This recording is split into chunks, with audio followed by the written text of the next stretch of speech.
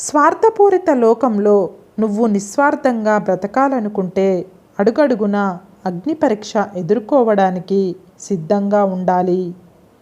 చేసి చూపించేవారు మాటలకు తావియ్యరు, మాటలు చెప్పేవారు చేతలకు పని చెప్పరు. మనసు చాలా విచిత్రమైనది. మర్చిపోవాలి అనుకున్నది పదిలంగా దాస్తుంది, గుర్తుపెట్టుకోవాలి అనుకున్నది మరిపించేస్తుంది. అబద్ధాలు మాట్లాడుతూ అవకాశానికి అనుగుణంగా నటిస్తూ బ్రతికే వాళ్లకు ఉన్న విలువ నీతిగా నిజాయితీగా ఉండే వాళ్లకు ఉండదు. పుకార్లు శత్రువుల ద్వారా పుట్టి అజ్ఞానుల ద్వారా పాకి మూర్ఖుల ద్వారా అంగీకరింపబడతాయి. ఈ మూడింటిలోనూ మనం ఉండకూడదు. మన గురించి అన్నీ తెలిసిన వాళ్ళే మనల్ని మోసం చేస్తారు, గుర్తుపెట్టుకో. వేలల్లో ఒక్కడిగా నిలవకున్నా పర్వాలేదు, వేలు పెట్టి చూపించుకోకుండా బతకగలిగితే అదే 10,000. కష్టం దేవుడిచ్చిన వరం, సుఖం మనిషి కోరుకునే పాపం. ఎందుకంటే కష్టం తర్వాత వచ్చే సుఖం విలువ చాలా గొప్పది. సుఖపడిన తర్వాత వచ్చే కష్టం భరించలేనిది.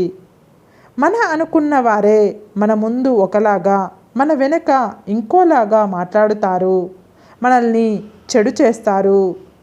జీవితంలో బాధ పెట్టే వాళ్ళు చాలామంది ఉంటారు, కానీ బాధ పంచుకోవడానికి ఎవ్వరూ ఉండరు. మన కళ్ళల్లో నీళ్లు రావాలంటే కష్టాలే రావాల్సిన అవసరం లేదు. మనకు ఇష్టమైన వాళ్ళు గుర్తుకు వస్తే చాలు. ఎవరైనా బాధలో ఉన్నప్పుడు మన మాటలు వారికి ఓదార్పునివ్వాలి, బాధని మరిపించేలా ఉండాలి. అంతేగాని ఇంకా బాధని పెంచే విధంగా ఉండొద్దు. మనిషి మాటలు 2 ఏళ్లకే నేర్చుకుంటాడు, కానీ ఎప్పుడు ఎక్కడ ఎవరితో ఎలా మాట్లాడాలో తెలుసుకోవడానికి మాత్రం జీవితకాలం కూడా సరిపోదు. సముద్రంలో అలలు, మధ్యతరగతి వాడి కలలు రెండూ ఒక్కటే. తీరం చేరినట్టే చేరి వెనక్కు వెళ్ళిపోతాయి. జీవితాన్ని నడిపించేది ఆశ, జీవితాన్ని నాశనం చేసేది అత్యాశ. ముళ్ళబాట దాటితే పూలబాట ఎదురవుతుంది. అలాగే సవాళ్ళు ఎదుర్కొంటేనే సక్సెస్ కూడా ఎదురవుతుంది. పాపపుణ్యాలు డిసైడ్ చేసేది కాలం. కాలానికి విపరీతమైన మెమొరీ పవర్. ఏ సన్నివేశాన్ని మర్చిపోదు, కర్మరూపంలో తిరిగి ఇచ్చేస్తుంది, వడ్డీతో సహా. ఒక ఆకు రాలుతూ చెప్పింది ఈ జీవితం శాశ్వతం కాదని. ఒక పువ్వు వికసిస్తూ చెప్పింది జీవించే ఒక్క రోజైనా గౌరవంగా జీవించమని. ఒక వృక్షం చల్లగా చెప్పింది తాను కష్టాల్లో ఉన్న ఇతరులకు సుఖాన్ని ఇవ్వమని. ఒక హృదయం నవ్వుతూ చెప్పింది అందరి మనసులో మంచి స్థానాన్ని సంపాదించమని. ధనం ఇచ్చే వాళ్ళకంటే ధైర్యం ఇచ్చేవాళ్ళు గొప్పవాళ్ళు. సహాయం కోరే ప్రతి ఒక్కరూ బిచ్చగాళ్ళు కాదు, కానీ సహాయం చేసే ప్రతి ఒక్కరూ దేవుడే. అందుకే పేదవాళ్ళు అంటారు, ప్రార్థించే పెదవుల కన్నా సహాయం చేసే చేతులు మిన్నా అని. దైవానికి కాదు, కర్మకు భయపడు. దైవం క్షమించిన కర్మ అనుభవించి తీరాల్సిందే. జీవితంలో ఎక్స్పెక్ట్ చేయడం మానుకో, యాక్సెప్ట్ చేయడం నేర్చుకో. జీవితంలో వ్యాధి లేని శరీరం, వేదన లేని మనసు, ఇవే మనిషికి తరగని ఆస్తులు. రహస్యం దాచే కొలది దాని ప్రభావం ఎక్కువై తీరని నష్టం కలిగిస్తుంది.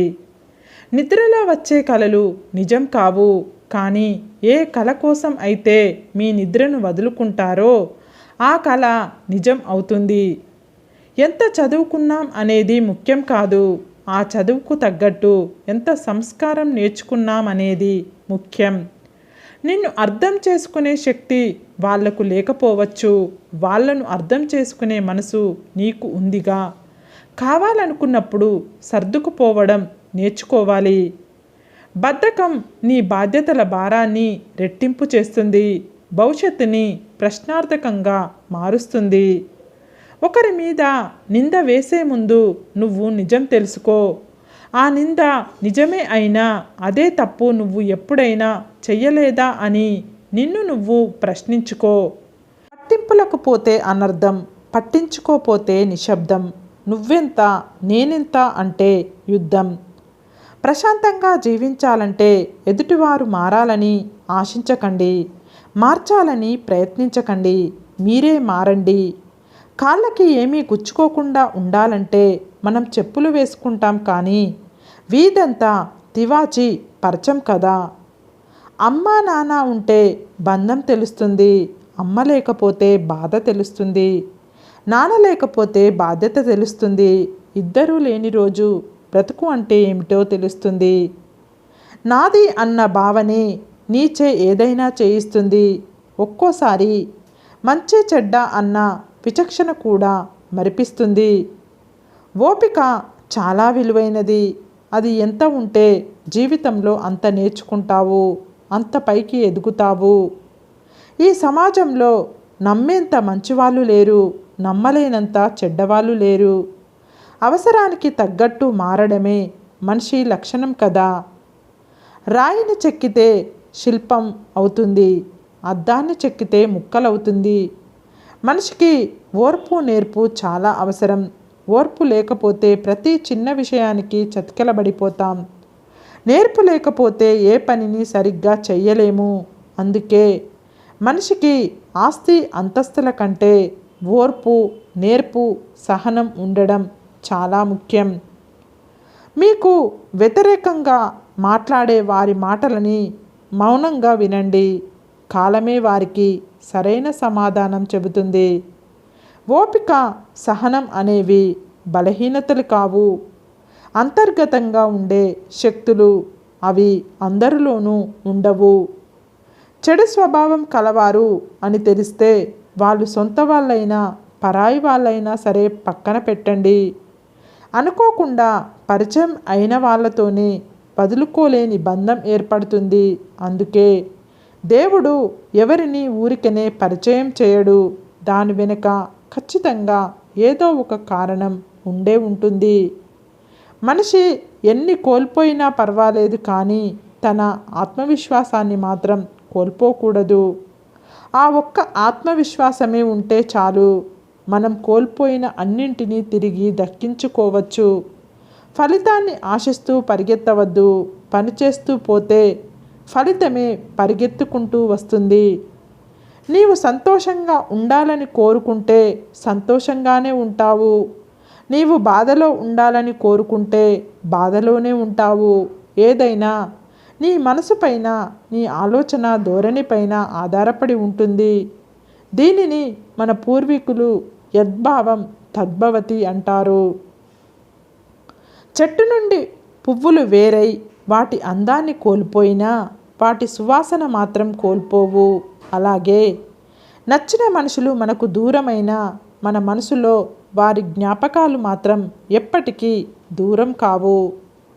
పదును తగ్గిన భూమిలో పంట పండదు. నమ్మకం లేని మనిషితో బంధం నిలవదు. ఒక బంధం చివరి వరకు సవ్యంగా కొనసాగాలంటే ఆ బంధం మధ్య ప్రేమ కంటే ఎక్కువగా నమ్మకం ఉండాలి. బియ్యపు గింజ మరిగే పాలతో కలిస్తే పాయసం అవుతుంది. అదే ఎసరుతో కలిస్తే అన్నం అవుతుంది. అదే పసుపుతో కలిస్తే దీవించే అక్షింతలు అవుతాయి. అదే బొగ్గుతో కలిస్తే చేతబడి అవుతుంది. మనం కూడా అంతే. మనం నలుగురిలో కలిసే విధానాన్ని బట్టి మన యోగ్యత నిర్ణయింపబడుతుంది. అవసరాన్ని బట్టి అనుబంధాలు ఏర్పడకూడదు. అనుబంధాలే అవసరం తీర్చేవై ఉండాలి. జీవితం అనే పుస్తకంలో ఒక్కో పేజీ ఒక్కో అనుభవాన్ని నేర్పిస్తుంది. అందులో కొన్ని తీయనైన మధురానుభూతిని కలిగిస్తాయి, మరికొన్ని చేదైన స్మృతులుగా మిగిలిపోతాయి. ఏదేమైనప్పటికీ జీవితంలో మంచి చెడు, సుఖం దుఃఖం రెండూ ఉంటాయి. మంచితో కూడిన సుఖం అందరితో పంచుకోవాలనిపిస్తుంది. చెడుతో కూడిన దుఃఖం ఒంటరిగా భరించాల్సి వస్తుంది. అదే జీవిత సత్యం. నిజాన్ని నమ్మలేని చోట నమ్మకానికి విలువ ఉండదు. నమ్మకం లేని చోట నిజానికి విలువ ఉండదు. సరే ఫ్రెండ్స్, ఈ వీడియో కనుక మీకు నచ్చినట్లయితే ఇలాంటి మంచి వీడియోల కోసం మా ఛానల్ని లైక్ చేసి మీ ఫ్రెండ్స్ రిలేటివ్స్కు షేర్ చేసి తప్పకుండా సబ్స్క్రైబ్ చేసుకోండి. సబ్స్క్రైబ్ చేసుకున్న వెంటనే పక్కనున్న బెల్ ఐకాన్ని క్లిక్ చేయండి.